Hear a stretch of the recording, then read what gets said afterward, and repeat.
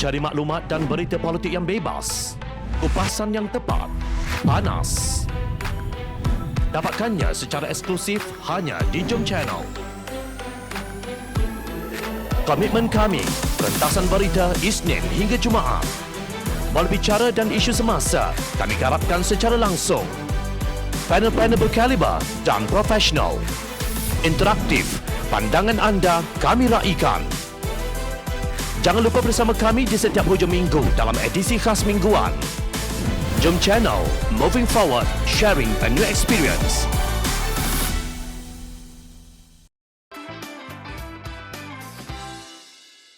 Berkawan itu lebih baik daripada bermusuh. Ahli politik veteran DAP Lim Kit Siang berkata, Menteri Kesihatan yang baharu Khairy Jamaluddin telah bermula dengan cara yang tepat sebagai seorang Menteri Kesihatan dengan berjanji untuk menjadi lebih telus dengan memberikan maklumat COVID-19 yang lebih terperinci kepada orang ramai. Beliau juga memulakan inisiatif untuk meningkatkan operasi COVID-19 dengan memperuntukkan lebih banyak vaksin, tenaga kerja dan peralatan perubatan ke 5 negeri iaitu Sabah, Johor, Kedah, Pulau Pinang dan Kelantan yang sedang mencatatkan peningkatan mendadak kes COVID-19.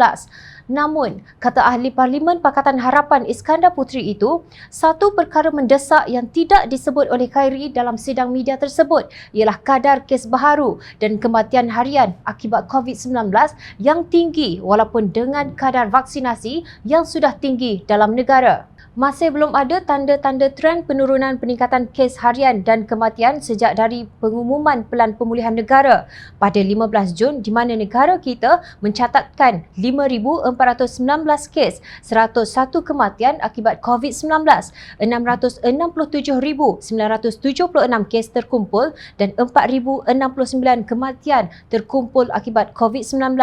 Sejak daripada hari tersebut, terdapat 18 hari dengan jumlah kes melebihi paras 20,000 kes, mencecah kemuncak 24,599 kes pada 26 Ogos, 6 hari dengan kes di antara 19,000 ke 20,000 dan 2 hari masing-masing untuk 18,000 ke 19,000 dan 17,000 ke 18,000 kes, ujar Kit Siang.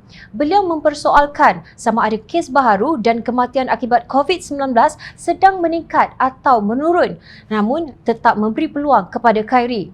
Memandangkan terdapat tempoh inkubasi 14 hari untuk COVID-19, hanya adil untuk kita menunggu 14 hari sebelum menilai Khairy sebagai Menteri Kesihatan dengan dasar, strategi dan pendekatan baharu dalam memerangi wabak COVID-19.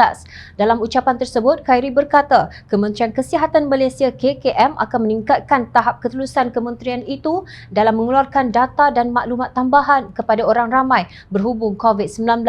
Katanya, ia untuk memastikan tiada lagi dakwaan bahawa kementerian berkenaan merahsiakan data yang diperoleh. Ia penting bagi mewujudkan kepercayaan orang ramai kepada kerajaan, malah tiada lagi unsur kerahsiaan atau pemalsuan maklumat, tegasnya seperti dipetik Sinar Harian 1 September. Sebelum itu, Pengerusi Jawatankuasa Tetap Kesihatan Awam, Perpaduan dan Pembangunan Wanita dan Keluarga Selangor, Dr. Siti Mariam Mahmud berkata, Kementerian Kesihatan Malaysia KKM memberikan alasan khuatir berlaku kecurian data apabila aplikasi MySejahtera dan Selangkah diintegrasikan bagi pengesanan kontak rapat. Sedangkan, kata Siti Maria, kewujudan integrasi perlu untuk kemudahan mengesan kontak rapat pesakit COVID-19 dengan pantas. Beliau menafikan kebocoran data boleh berlaku kerana tidak semua data perlu dikongsikan antara MySejahtera yang dibangunkan Persekutuan dan Selangkah terlebih dahulu dibangunkan oleh kerajaan negeri. Tidak semua data daripada Selangkah akan diberikan kepada MySejahtera dan begitu juga dari MySejahtera kepada Selangkah untuk pengesanan kontak. Ini kerana semua data ini adalah bersifat anonymous, iaitu bersifat rahsia. Katanya ketika sesi pertanyaan lisan mesyuarat pertama penggal keempat Persidangan Dewan Negeri Selangor ke-14 baru-baru ini. Beliau berkata demikian sebagai menjawab soalan tambahan Ahli Dewan Undangan Negeri Pakatan Harapan Meru Muhammad Fakrul Razi Muhammad Mohtar yang bertanyakan kerahsiaan data pengguna Selangkah sekiranya dikongsikan dengan aplikasi MySejahtera. Sekarang, kenyataan Khairy sendiri mengakui mengakui kepentingan budaya yang telus dalam perkongsian data menghalang pemalsuan maklumat. Khairi perlu berterus terang mengenai apakah pemalsuan maklumat yang beliau sebut itu berlaku.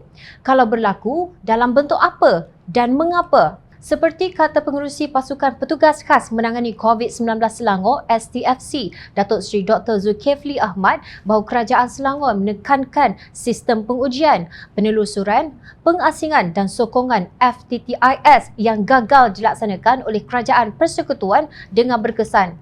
Ini kerana wabak COVID-19 telah dipolitikkan oleh pemimpin Perikatan Nasional sehingga kita gagal untuk lakukan yang terbaik. Cadangan-cadangan daripada STFC yang sudah lama dibuat tidak dihiraukan oleh Tan Sri Mahyadin Mat Yassin dan pasukan Menteri Kerajaan tebuk atapnya. Ditambah dengan senario kilang-kilang yang diberi kelulusan beroperasi ketika Perintah Kawalan Pergerakan dan total lockdown menambah bilangan yang dijangkiti COVID-19 di tempat kerja.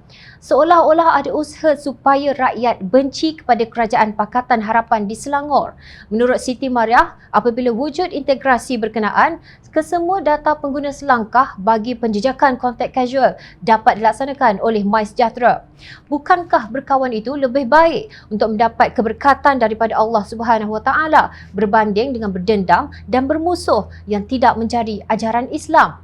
Ironisnya, menteri yang menolak inovasi selangkah tiba-tiba kini duduk di portfolio Kementerian Sains, Teknologi dan Inovasi. Kebebalan apakah ini?